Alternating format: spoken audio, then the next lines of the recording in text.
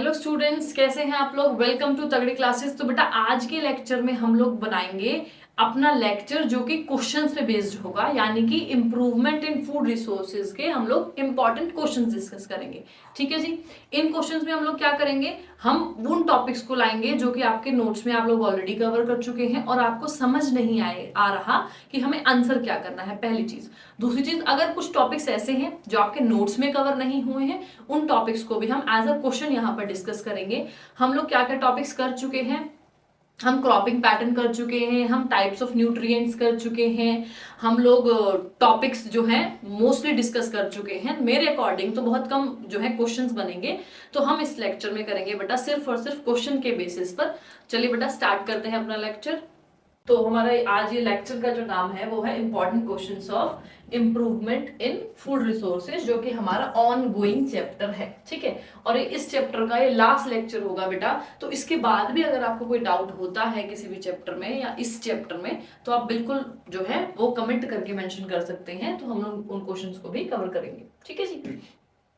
तो यहाँ पर हमने सबसे पहले अगर मैं क्वेश्चंस की बात करूं, तो जब हमने क्रॉप्स की थी ना बेटा, जब हमने क्रॉप्स की थी, तो क्रॉप्स दो तरीके की मैंने आपको कराई थी। ठीक है, एक थी आपकी खरीफ क्रॉप, अगर आपको याद हो, और दूसरी थी बेटा आपकी रबी क्रॉप। ठीक है, दो तरह की क्रॉप की थी हमने, खरीफ क्रॉप एंड रबी क्रॉप। अगला क्वेश्चन है, आप ये बताइए जैद क्रॉप कौन सी होती है। ठीक है, तो क्वेश्चन आपका दिया हुआ है जैद क्रॉप्स कौन सी होती है, नोट्स में नहीं है तो हम यहाँ पे करा रहे हैं extra. Explain zaid crops. Zaid crops के लिए आप लिखेंगे the crops which are grown from they, आपको टाइम ड्यूरेशन दिया हुआ। ठीक है, अप्रैल टू जून। जो भी क्रॉप्स आपकी अप्रैल टू जून आएंगी उनको हम लोग बोलते हैं जैद क्रॉप। ठीक है, एग्जाम्पल हो गए आपके बेटा कुकुम्बर और मेलन। ठीक है, इसमें वाटरमेलन वगैरह आएंगे। कुकुम्बर और मेलन जो है वो आपके जैद क्रॉप का टाइप है, जैद क्रॉप के एग्जाम्पल्स हैं। तो जैद क्रॉप ये हमारी थर्ड टाइप ऑफ क्रॉप, अगर आप बताना चाहे तो बता सकते हैं जैद क्रॉप। खरीफ क्रॉप, रबी क्रॉप आपने पढ़ा था नोट्स में, अगली है आपकी जैद क्रॉप। ठीक है, क्लियर है। जैद क्रॉप समझ आई कि ऐसी क्रॉप जो अप्रैल टू जून के टाइम पे आपकी ग्रो होंगी या कल्टीवेट होंगी, उनको हम जैद क्रॉप बोलेंगे। And examples of the zaid crops are cucumber and melon. Clear है। इसके बाद हम कुछ टाइप्स ऑफ क्रॉप करेंगे, जो कि हमारा सेकंड क्वेश्चन है। कुछ टाइप्स ऑफ क्रॉप करेंगे on the basis of there usage, यानी कि हम उनको यूज तो कर रहे हैं पर किस तरीके से यूज कर रहे हैं उस तरीके से बताना पड़ेगा हमको। तो यहाँ पर सबसे पहले हमारा दिया हुआ बच्चे फूड क्रॉप्स बताइए, यानी कि ऐसी क्रॉप्स जो ह्यूमंस जो हैं या कोई भी एनिमल जो है एज अ फूड यूज करता है। ठीक है, उनको हम बोलेंगे फूड क्रॉप्स। तो फूड क्रॉप्स में हमारा example as we all know, wheat हम खाते हैं, मेज, राइस। तो जो भी हम एज अ फूड यूज कर रहे हैं, जो भी क्रॉप हम रिसोर्स जो है हम यूज कर रहे हैं एज अ फूड, तो उसको हम फूड क्रॉप बोलेंगे। अगली है कैश क्रॉप। ठीक है, कैश क्रॉप का मतलब है कि ऐसी क्रॉप जिसकी प्रोडक्शन ज्यादा हो तो ऑब्वियसली ज्यादा पैसा आएगा या जो है ज्यादा अर्निंग आएगी। ठीक है, तो उसको कैश क्रॉप बोलेंगे। ऐसी क्रॉप जो बहुत ज्यादा सेल आउट होती है, बहुत बिकती है। ठीक है, तो उसकी प्रोडक्शन भी जरूरी है in terms of the GDP of the country as well. ठीक है, तो जिसको ज्यादा बिकेगी, ज्यादा पैसा आ रहा है, उसको हम कैश क्रॉप बोलेंगे। इसमें एग्जाम्पल है बच्चा sugar cane, tobacco and cotton. ठीक है, these are considered as our cash crops. Clear. आगे चलते हैं, प्लांटेशन क्रॉप। प्लांटेशन, जिनकी बहुत ज्यादा प्लांटेशन लगती है। ठीक है, प्लांटेशन होती है जिनकी बहुत बड़े बड़े एरियाज में, वो प्लांटेशन क्रॉप्स होंगी। इसमें एग्जांपल आएगा बच्चे आपका कॉफी, कोकोनट और टी। टी की प्लांटेशन देखी है, कॉफी की प्लांटेशन आपने टीवीज वगैरह देखी होगी, असम में बहुत ज्यादा टी जो है वो ग्रो की जाती है और पूरे उनके मैदान के मैदान बहुत सारे होते हैं। तो टी की प्लांटेशन होती है, कॉफी की प्लांटेशन एंड कोकोनट की प्लांटेशन। ठीक है, and the last one is horticulture crops. ठीक है, जो आपने मेरे हिसाब से जो आपने नया पढ़ा होगा वो आपने कैश क्रॉप पढ़ा होगा, है ना, कैश क्रॉप के नाम से। तो कैश क्रॉप अच्छे से याद कर लीजिएगा। हॉर्टिकल्चर क्रॉप्स, इसके बाद हॉर्टिकल्चर क्रॉप में एग्जांपल आएगा बेटा all the fruits and all the vegetables are considered as horticulture crop. ठीक है, टाइप्स ऑफ क्रॉप समझ आया, on the basis of their usages. Clear है, चारों याद रहेंगे, food crop, cash crop, plantation crop, horticulture crop. Clear बच्चे, ये दोनों क्वेश्चंस क्लियर हैं। आगे चलते हैं। ठीक है जी, नेक्स्ट है आपका जेनेटिक इंजीनियरिंग। बताइए हमें जेनेटिक इंजीनियरिंग क्या होता है। पहले मैं आपको इसको थोड़ा एक्सप्लेन करके बताती हूँ कि जेनेटिक इंजीनियर क्या होता है। जेनेटिक इंजीनियरिंग है कि किसी एक ऑर्गेनिज्म की, हम फॉर एग्जांपल यहाँ पे प्लांट का एग्जांपल लेते हैं, ठीक है, किसी एक ऑर्गेनिज्म के अंदर हमने कोई बाहर का डीएनए इंसर्ट किया है, ठीक है, और वो बाहर का डीएनए मैं क्यों लूंगी? अगर इस ऑर्गेनिज्म में सब चीज अच्छी होगी तो मैं बाहर का डीएनए क्यों इंट्रोड्यूस करूंगी? इसीलिए कि इसमें जो कमी है, ठीक है, जो मुझे डिजायर्ड है, इसमें जो कमी है वो अगर मुझे किसी और पर्सन से मिल रही है, किसी और ऑर्गेनिज्म से मिल रही है, किसी और प्लांट से मिल रही है, तो उस प्लांट की जीन हम निकालेंगे जो मेरे डिजायर्ड जीन है, ठीक है, डिजायर्ड जीन है हमारी, जो मुझे चाहिए, हम डिजायर्ड जीन निकालेंगे एक एक्स ऑर्गेनिज्म से और उस डिजायर्ड जीन को वाई ऑर्गेनिज्म के अंदर इंट्रोड्यूस कर देंगे, यानी उसके अंदर हमने डाल दिया, ठीक है। अब डालने के बाद जैसे हमारा डीएनए वर्क करता है, डीएनए आपका रेप्लिकेट करेगा, नए डीएनए बनाएगा, नए सेल्स बनाएगा, तो उस क्रॉप से एक नई क्रॉप्स बनने लग जाएंगी, ठीक है, डीएनए डिवाइड हुआ, नया ऑर्गेनिज्म बनेगा इस तरीके से, तो सीड बन गए, उसके सीड से नई क्रॉप्स बनी, जो नई क्रॉप बनेंगी अब उनमें जो मेरी डिजायर्ड जीन मैंने डाली थी वो डिजायर्ड जीन होगी, क्योंकि वो जीन भी तो रेप्लिकेट होके नए ऑर्गेनिज्म में गई है। बात समझ आ गई? क्लियर है?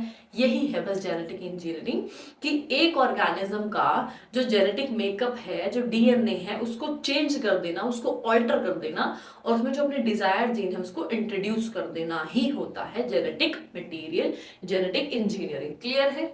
समझ आया जेनेटिक इंजीनियरिंग? कि किसी डिजायर्ड जीन को जब हम किसी ऑर्गेनिज्म के अंदर इंट्रोड्यूस कर रहे हैं और उस इंट्रोडक्शन के बाद जो हमारा प्रोडक्ट है वो हमारा डिजायर्ड प्रोडक्ट बन रहा है, उसको हम जेनेटिक इंजीनियर बोलेंगे। क्लियर है बच्चे? जेनेटिक इंजीनियरिंग पर पढ़ के देखेंगे the technique in which a desired gene, यानी जो हमें चाहिए, ठीक है, अ desired gene is introduced, desired gene को हम जो है इंट्रोड्यूस कर रहे हैं इन द प्लांट्स, क्योंकि हम प्लांट्स की बात करें, एनिमल्स में भी होती है ये चीजें, ठीक है, लेकिन यहाँ पर हम अगर क्रॉप वैरायटी की बात करें, क्रॉप इंप्रूवमेंट की बात करें, तो यहाँ पे हम सिंपल प्लांट की बात करेंगे, ठीक है, which results into a genetically modified crops, ठीक है। और जिन क्रॉप्स को हम ऐसे करेंगे, जिन क्रॉप्स के अंदर हम डालेंगे डिजायर्ड जीन को, उनको बेटा हम बोलते हैं जीएम क्रॉप्स, यानी कि जेनेटिकली मॉडिफाइड क्रॉप्स, ठीक है, उनको हम बोलते हैं जीएम क्रॉप, जिसका एक एग्जांपल है बीटी कॉटन। एक एग्जांपल क्या है इसका? बीटी कॉटन एग्जांपल है। क्लियर है? अब इसका नाम बीटी क्या है? बीटी में मैं आपको बता देती हूं, bacillus, this is the name of the bacteria, bacillus thuringiensis, ठीक है, बैसिलस thuringiensis एक बैक्टीरिया का नाम है।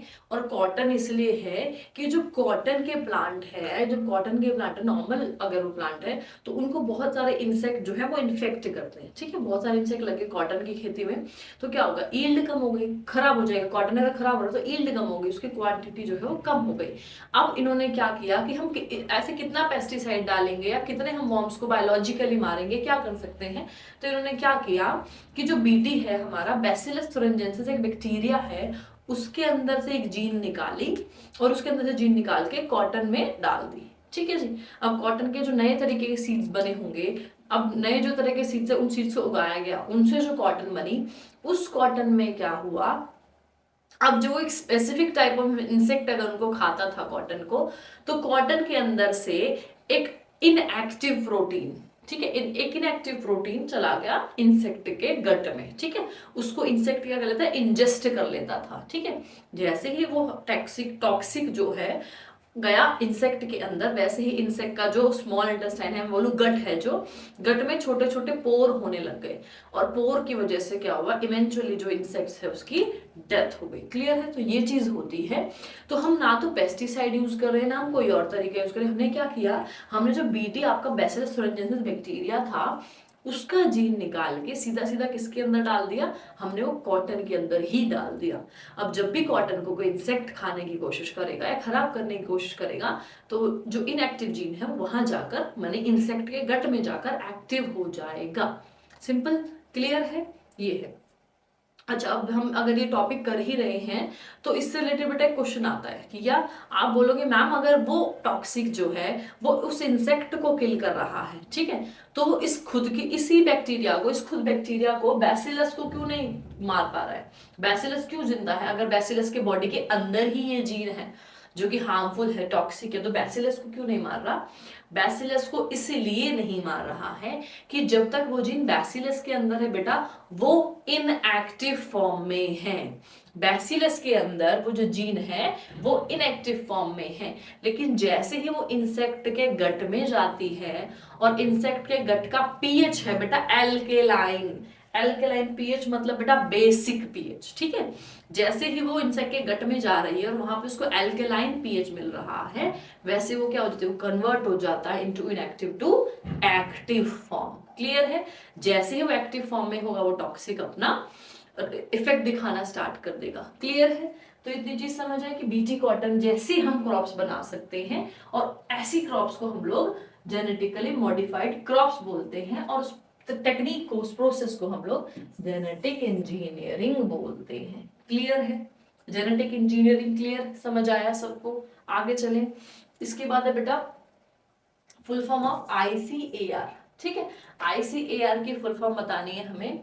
इट मे बी अगर हम एग्रीकल्चर का चैप्टर करते हैं, it is related to agriculture something, है ना।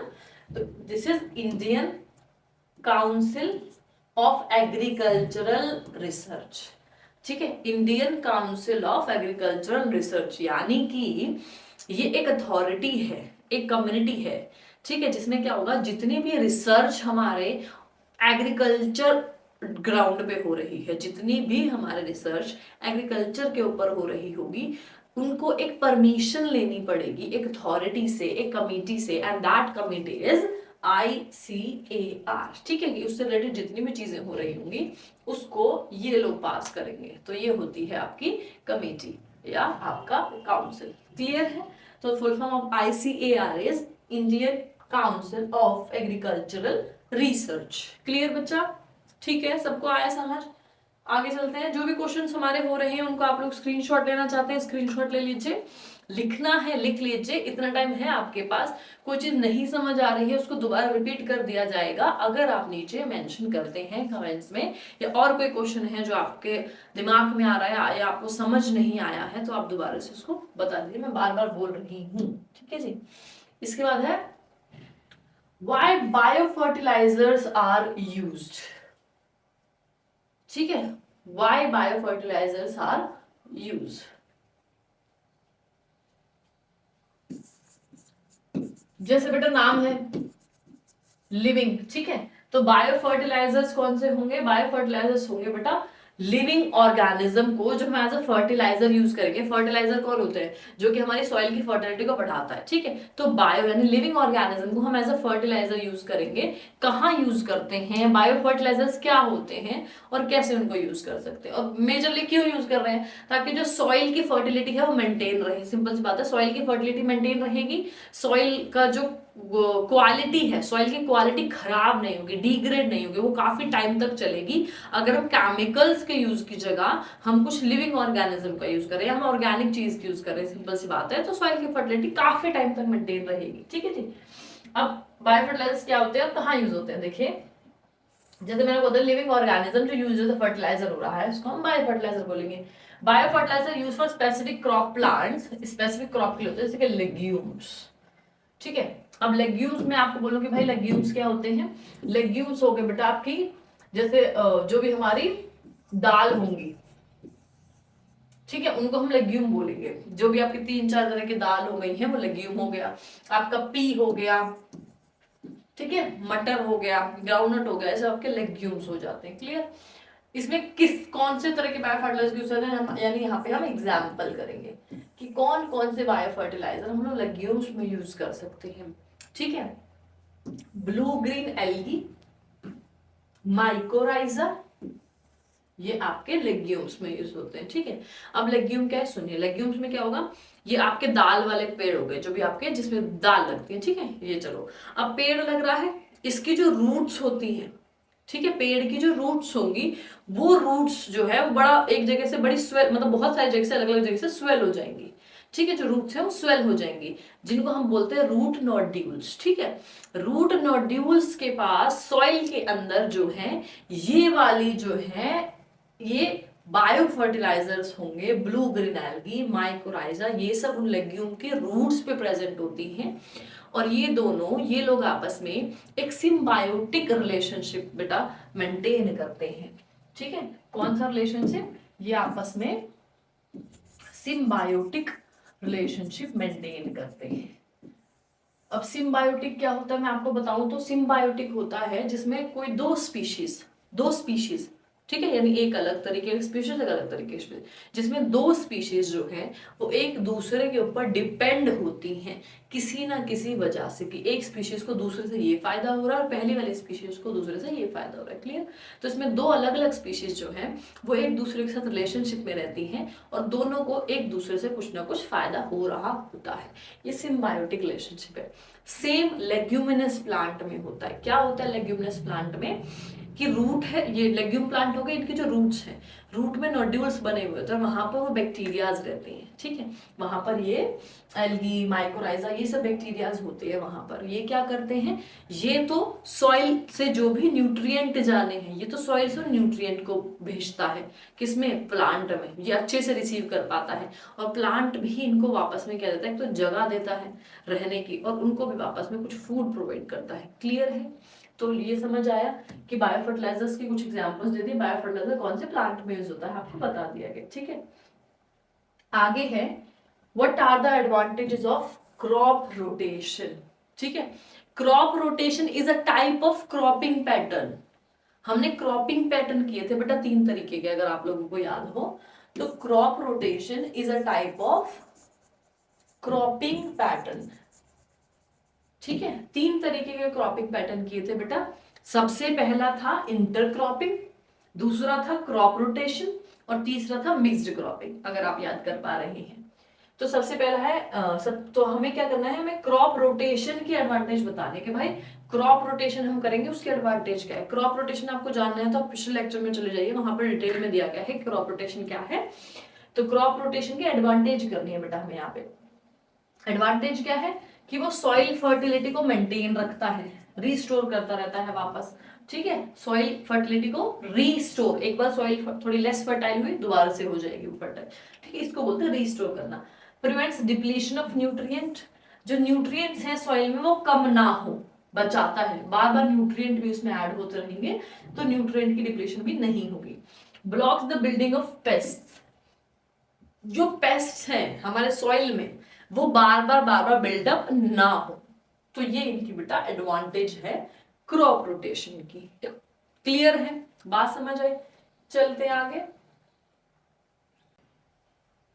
चलिए बेटा, तो अगला क्वेश्चन है हमारा डिफाइन वीड्स और उसके फंक्शन। ठीक है, वीड्स क्या होते हैं और उनके फंक्शन क्या है। तो सबसे पहले तो वीड्स में आप लोगों को बता दूं कि ऐसी टाइप की क्रॉप जो अपने आप उगाती है। ठीक है, हमें जरूरत नहीं है, जैसे कि आपकी बथुआ है, आपने क्रॉप लगाई हुई है पूरे क्रॉपलैंड में। ठीक है, और कोई भी क्रॉप जब अपने आप उग रही है बिना उसको सीड डाले, तो ऐसी क्रॉप्स को हम वीड्स बोलते हैं। क्लियर? समझ आया वीड्स क्या होता है? तो वीड को हम बोलेंगे बेटा कि weeds are the unwanted plants, ऐसे प्लांट जो हमारी वांट से नहीं आए हैं, अपनी मर्जी से आए हैं, तो weeds are the unwanted plant such as xanthium and parthenium. जो मैं बथुआ बोल रही हूं वो आपका पार्थेनियम है।